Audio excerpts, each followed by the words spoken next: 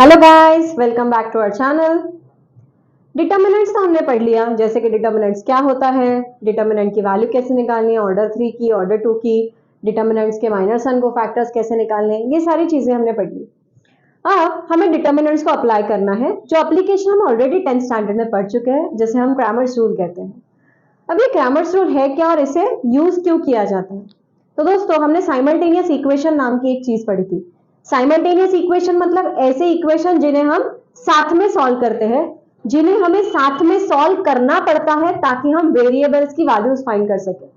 अगर हमें वेरिएबल्स की वैल्यू फाइंड करनी है तो हमें उन इक्वेशंस को साथ में साइमल्टेनियसली सॉल्व करना पड़ता है, क्योंकि अगर हमारे पास दो वेरिएबल है तो हमें उनकी वैल्यू निकालने के लिए दो इक्वेशंस की जरूरत पड़ेगी। अगर हमारे पास एक ही वेरिएबल है तो एक ही इक्वेशन लगेगा, दो वेरिएबल है दो इक्वेशन लगेंगे, तीन वेरिएबल है तीन इक्वेशन लगेंगे, चार वेरिएबल है चार इक्वेशन लगेंगे एंड सो ऑन। जितने नंबर ऑफ वेरिएबल्स उतने नंबर ऑफ इक्वेशंस लगते हैं उनको सॉल्व करने के लिए, उनकी वैल्यू निकालने के लिए। तो हम जब इतने सारे इक्वेशन साथ में सॉल्व करते हैं, दो इक्वेशंस तीन इक्वेशन चार इक्वेशंस, तो उस सॉल्व करने के पैटर्न को कहा जाता है साइमल्टेनियसली इक्वेशंस को सॉल्व करना या फिर साइमल्टेनियस इक्वेशंस। हमने जब 10th में क्रैमर्स रूल पढ़ा तो हमने simultaneous equation of two variable solve किए। अब हम जब क्रैमर्स रूल पढ़ेंगे तो हम simultaneous equation in three variable solve करेंगे। हमारे थ्री वेरिएबल्स है एक्स वाई एंड जेड। अब इन तीनों वेरिएबल की हमें वैल्यू निकालनी एक्स वाई एंड जेड। वो हम ऐसे भी निकाल सकते हैं, बिना क्रैमर्स रूल के भी हम इन तीन इक्वेशन में से इन तीन वेरिएबल्स की वैल्यू निकाल सकते हैं। हम जानते हैं कि साइमल्टेनियसली एक को एक में से ऐड करो, सब्ट्रैक्ट करो, एक वेरिएबल को कैंसिल करो और दो वेरिएबल्स मिलेंगे, फिर उसको तीसरे इक्वेशन में से सब्ट्रैक्ट के ऐड करो, एक वेरिएबल हट जाएगा, हमें पहले एक वेरिएबल की वैल्यू मिलेगी, उसको दूसरे इक्वेशन में पुट करो, दूसरे वेरिएबल की वैल्यू मिलेगी, और इस तरह से जो हम सॉल्व करते हैं तो साइमल्टेनियसली हमने इक्वेशंस इसके पहले सॉल्व किए हैं। पर क्रैमर्स रूल ये एक आसान तरीका है इन वेरिएबल्स की वैल्यू निकालने का, इन तीनों इक्वेशंस को सॉल्व करने का। अब मेरे पास तीन इक्वेशन है, थ्री इक्वेशंस है, थ्री वेरिएबल्स, मेरे वेरिएबल्स है एक्स वाई एंड जेड। और यहाँ पे ये जो a1 b1 c1 a2 b2 c2 a3 b3 c3 and d1 d2 d3 ये सारे मेरे कॉन्स्टेंट्स है, तो ये सारे मेरे इक्वेशन है। अब क्रैमर्स रूल क्या कहता है? क्रैमर्स रूल कहता है कि variable x is dx by d, variable y is dy by d and variable z is dz by d। तो अब ये d है क्या? तो ये d है determinant. This is determinant of x, determinant of y, determinant of z and this is general determinant. So Cramer's rule कहता है कि variable x is dx by d, y is dy by d and z is dz by d। अब ये dx, dy, dz और d कैसे निकालने हैं ये बताती हूँ। तो पहले बताती हूँ कि d कैसे निकालना है। कैपिटल D, कैपिटल D के लिए क्या करेंगे हम? x, y और z। तो याद रखो दोस्तों, पहला कॉलम होता है x, दूसरा कॉलम होता है y और तीसरा कॉलम होता है z। पहला कॉलम x, दूसरा कॉलम y, तीसरा कॉलम होता है z। पहला रो होता है पहले इक्वेशन के लिए, दूसरा रो होता है दूसरे इक्वेशन के लिए और तीसरा रो होता है तीसरे इक्वेशन के लिए। तो ये चीज भी हमें याद रखना है। First equation, second equation and third equation. Columns variables के लिए x, y एंड z और जो रोज है वो इक्वेशंस के लिए, first equation, second equation, third equation. तो जब हम d निकाल रहे हैं हमें क्या करना है? सिर्फ इन वेरिएबल्स के जो कोएफिशिएंट्स है, इन वेरिएबल्स के साथ जो कांस्टेंट्स खड़े हैं जिन्हें हम कोएफिशिएंट्स कहते हैं, उन्हें हमें लिख देना है। a1 b1 c1, a1 b1 c1, a2 b2 c2, a3 b3 c3। मैंने क्या कहा था दोस्तों कि पहला कॉलम हमारा x के लिए, तो देखो ये x के कोएफिशिएंट्स है a1 a2 a3। दूसरा कॉलम y के लिए y के कोएफिशिएंट्स b1 b2 b3। तीसरा कॉलम z के लिए तो z के कोएफिशिएंट्स c1 c2 c3। पहले तीनों के तीनों जो कोएफिशिएंट्स है a1 b1 c1 ये फर्स्ट इक्वेशन के है, दूसरे तीनों a2 b2 c2 second equation के है और तीसरे थर्ड इक्वेशन के a3 b3 c3। तो इस तरह से अब इस डिटर्मिनेंट को हम सॉल्व करेंगे। मैं ऑलरेडी बता चुकी हूँ आप लोगों को कि 3/3 का डिटर्मिनेंट हम कैसे सॉल्व करते हैं। उसे हम सॉल्व करके हम कैपिटल D की वैल्यू निकालेंगे। अब कैपिटल D तो मिल गया, dx क्या है? अब इसी में मैं चेंजेस करने वाली हूँ दोस्तों। देखो अब मैं लिखने वाली हूँ dx। dx में क्या करना है हमें? ये x वाला कॉलम हटा देना है। dx में क्या करना है, जो हमारा d था उस d में से x वाला कॉलम हटा के वहां पे लिख देने हैं हमें हमारे constants d1 d2 d3। dx निकालने के लिए हमने क्या किया, जो हमारा d था उसमें से हमने x वाला कॉलम हटा के वहां पे हमने लिख दिया d1 d2 d3 मतलब कॉन्स्टेंट्स। अब इसको सॉल्व करेंगे, dx की वैल्यू निकालेंगे। अब अगर हमें dy चाहिए, पहले मैं वापस से d क्रिएट कर लेती हूं। वापस से मुझे d क्रिएट करने के लिए क्या करना पड़ेगा, यहाँ पे a1 a2 a3 करना पड़ेगा। अगर अब मुझे dy चाहिए तो मैं क्या करूंगी, y का कॉलम हटाऊंगी और उसके जगह पे लिख दूंगी मेरे कॉन्स्टेंट्स d1 d2 d3। इसको सॉल्व करके हम निकाल लेंगे dy की वैल्यू। सिमिलरली अगर हमें dz चाहिए तो पहले नॉर्मल कर देती हूं मैं d को। This is y, this is b1 b2 b3। अगर मुझे dz चाहिए तो मैं क्या करूंगी, z वाला कॉलम हटा के वहां पे कॉन्स्टेंट्स रख दूंगी d1 d2 d3। इसको सॉल्व कर लेंगे तो हमें मिल जाएगा dz।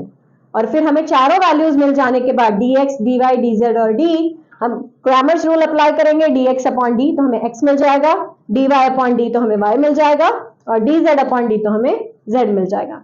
ये हुआ जनरलाइज वे में क्रैमर्स रूल। अब हम एग्जाम्पल से समझते हैं कि एक्चुअल में इसे कैसे सॉल्व करना है, ये हम एग्जाम्पल से समझ। तो दोस्तों मैंने यहाँ पे एक एग्जाम्पल लिख लिया। मैंने 3 इक्वेशंस लिखे हैं 3 वेरिएबल्स में, x plus y plus z is equal to 6, x minus y plus z is equal to 2, x plus 2y minus z is equal to 2। अब हम इन तीनों को हमें क्रैमर्स रूल से सॉल्व करना है और x y z की वैल्यू निकालनी है। पहले हम लिख लेंगे d को लिखने के लिए हमें क्या करना है, x y z के कोएफिशिएंट्स लिखने हैं, जिस सीक्वेंस में उसी सीक्वेंस में लिखो, 1 1 1 1 माइनस 1 1 1 2 माइनस 1। अब हमें इसे सॉल्व करना है, जिस तरीके से हमने 3/3 का डिटरमिनेंट सॉल्व किया उस तरीके से हम इसे सॉल्व करेंगे। फर्स्ट वैसे ही रखेंगे, जिस रो में जिस कॉलम में उसको छोड़ के बचे हुए 4 का डिटरमिनेंट सॉल्व करेंगे। अब मैं डायरेक्टली सॉल्व कर रही हूँ दोस्तों, -1 into -1 is +1 -2।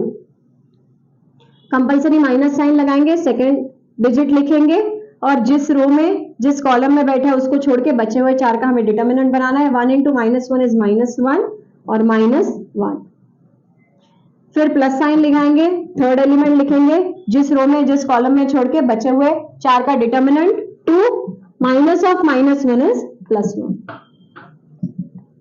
2 - 1 is -1, -1 -1 is -2 +1, so this is 3, -1 +2 और +3, so this is 3 + 2 is 5 -1 is 4।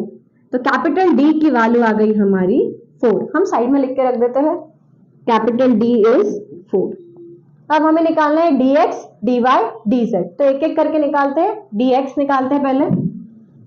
dx निकालने के लिए दोस्तों क्या करना है हमें, यहाँ पे ये जो x का कॉलम है यहाँ ताकि हमें कॉन्स्टेंट्स लिख देने 6 2 2।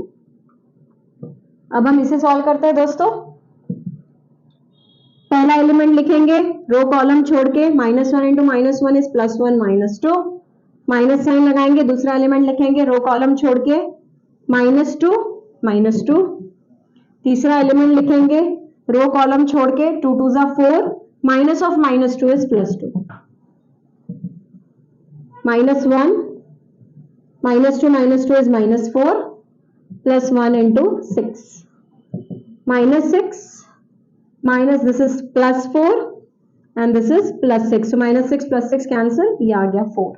सो dx की वैल्यू भी हमारी आ गई 4। लिख के रख देती हूँ दोस्तों मैं इधर, dx is equal to also 4। अब हमें निकालना है dy। dy निकालने के लिए मैं पहले d को नॉर्मल कर लेती हूँ। d को नॉर्मल था यहाँ पे 1 1 1।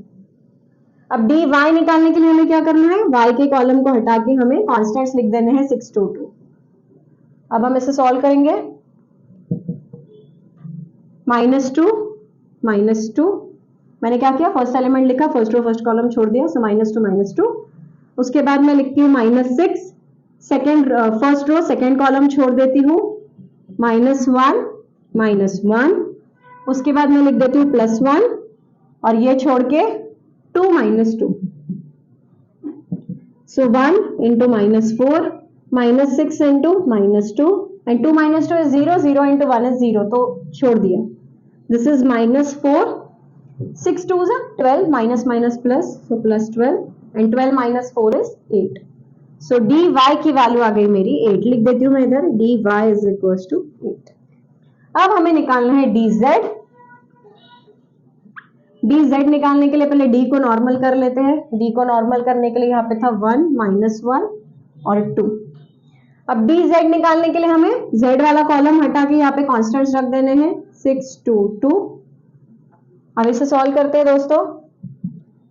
फर्स्ट रो फर्स्ट कॉलम छोड़ के minus 2 minus 4 minus 1 ये छोड़ के 2 minus 2 plus 6 और ये दोनों छोड़ के 2 minus of minus 1 is plus 1. So this is minus 6. अब देखो 2 minus 2 is 0, 0 minus 1 is 0, तो उसको छोड़ देंगे. Plus 6 and this is 3. So this is minus 6 and 6 3 is 18. So this comes to be 12. तो dz की वैल्यू आ गई हमारी 12. अब हमारे पास चारों वैल्यू आ गई है. अब हम अप्लाई करेंगे Cramer's rule. So by Cramer's rule, x is dx by d, y is dy by d and z is dz by d. Value रख देंगे. dx की वैल्यू है हमारे पास 4 और d की वैल्यू है 4. 4 by 4. So x की वैल्यू आ गई 1. dy की वैल्यू रख देंगे 8 by 4. तो y की वैल्यू आ गई हमारी 2. dz की वैल्यू रख देंगे 12. So this is 12 by 4. तो z की वैल्यू आ गई हमारी 3. So इस तरह से हमारे तीनों वेरिएबल्स की वैल्यू आ गई. x equals to 1, y equals to 2 and z equals to 3. So काफी आसान है Cramer's rule. हमने ऑलरेडी 10th स्टैंडर्ड में 2 वेरिएबल्स का पढ़ा है. यहाँ पे हमने 3 वेरिएबल्स का पढ़ा है. अच्छे से देखिए, अच्छे से प्रैक्टिस कीजिए. Cramer's rule काफी आसान और स्कोरिंग है. आगे के वीडियोस मैट्राइसेस हम शुरू करने वाले हैं, तो आगे के वीडियोस देखते रहिए. Stay tuned. Thank you.